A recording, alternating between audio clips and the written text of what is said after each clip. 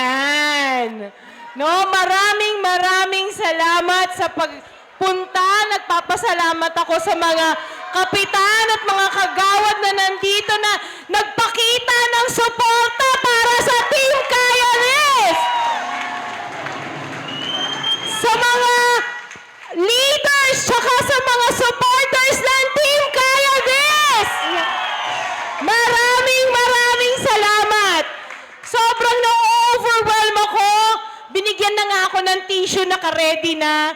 Kasi baka daw umiyak ako. Pero hindi ako iiyak ngayong gabi. Dahil tuwang-tuwa ako na nakita ko lahat ng support ng mga Pasigueño na nandito.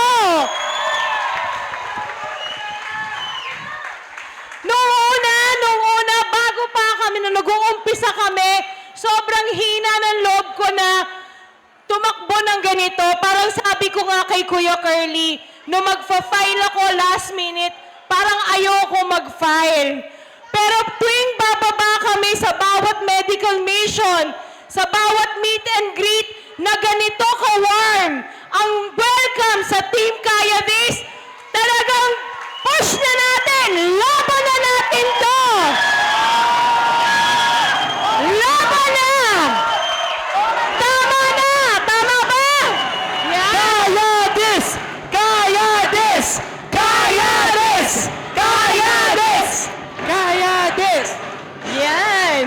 Oh, sobrang salamat. Kasi ang sabi sa amin, magpasalamat.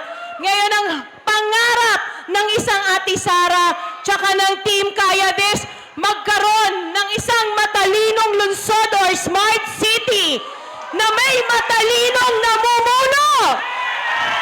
Hindi lang salita, pero gagawa. Yan ang pangarap namin. No? Hindi ko magagawa to kung hindi ko kasama lahat ng mga nandito ng Team Kaya This. Maaari po ba kasama namin kayo sa laban na to? Yes! Sinasabi ni Kuya Curly palagi sa akin, yung mga empleyado namin naging hangin sa ilalim ng pakpak namin para makalipad. Maaari po ba kayo ang maging hangin sa ilalim ng pakpak ng Team Kaya This?